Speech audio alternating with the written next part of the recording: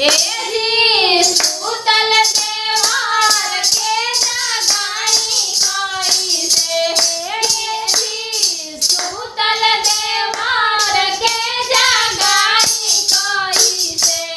पियावा गइले काला कातावा बोलाई कैसे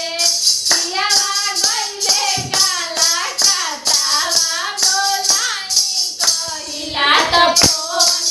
उठा करे ले बहाना करिला त